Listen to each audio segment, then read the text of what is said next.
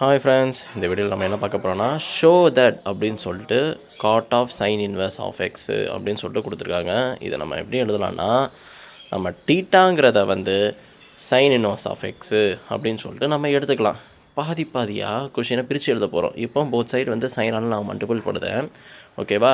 இப்போது நம்ம நார்மலாக சைன் டீட்டாவை எப்படி எழுதலாம்? அதை ஆப்போசிட் பை ஹைப்போதிஸ் அப்படின்னு சொல்லிட்டு எழுதலாமா? ஸோ அந்த மாதிரி நான் எடுத்து எழுதிக்கிறேன். By using the Pythagoras theorem. அந்த பித்தாகரஸ் தியரம் படி நம்ம டீட்டாகிற வேல்யூ சேமாக தான் இருக்க போகுது. ஜஸ்ட்டு எடுத்து சப்ஸ்டியூட் பண்ணுறேன். இங்கே அட்ஜசன்ட்ங்கிறது யாருன்னு தெரியாது. ஸோ அவனை நான் கண்டுபிடிக்கணும். ஓகேவா? வெளியே எப்படி இருக்குது? வெளியே காட்டு அப்படின்னு இருக்கான். ஸோ அதனால் நம்ம காட்டீட்டாவில் எழுதுவோம். ஓகேவா? அப்போது நம்ம காட்டீட்டாவை எப்படி எழுதலாம்? Cot theta is equal to adjacent by opposite அப்படின்னு சொல்லிட்டு எழுதலாமா? ஸோ இப்போது நான் அந்த மாதிரி எடுத்து எழுதிக்கிறேன். ஓகேவா? இப்போது எனக்கு பார்த்தீங்கன்னா அட்ஜசன்ட் வேல்யூ யாருன்னு தெரியாது. ஸோ அதனால் by using the Pythagoras theorem அதுபடி நான் எடுத்து எழுதிடுறேன்.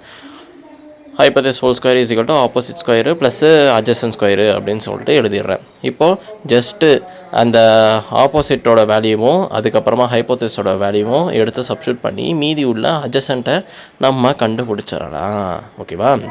இப்போது நமக்கு அட்ஜசண்ட்டை பொறுத்த வரைக்கும் 1 - x ஸ்கொயரு அப்படின்னு சொல்லிட்டு கிடச்சிருக்கு. Adjacent whole square. இப்போது இந்த பக்கம் ஸ்கொயர் அந்த பக்கம் போச்சுன்னா ஸ்கொயர் ரூட்டு. அப்போ square root of 1 - x square is equal to adjacent. என்னோட அட்ஜசன்ட் வேல்யூ கண்டுபிடிச்சிட்டேன்.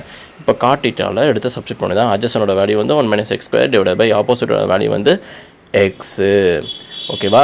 இப்போ நம்ம காட்டில் தானே எழுதணும். வெளியே இருக்கிறது காட்டு தானே. இப்போது நம்ம டீட்டாவை எடுத்து சப்ஸ்டியூட் பண்ணால் மேலே இருக்க அந்த லெஃப்ட் ஹேண்ட் சைடு அப்படியே வந்துடுது.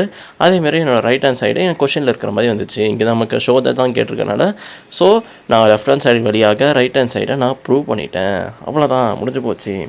இந்த கொஷின் உங்களுக்கு தெளிவாக புரிஞ்சிச்சுன்னா மறக்காமல் நம்ம சேனலை சப்ஸ்கிரைப் பண்ணிக்கோங்க. ஸ்டே டியூன் மக்களே.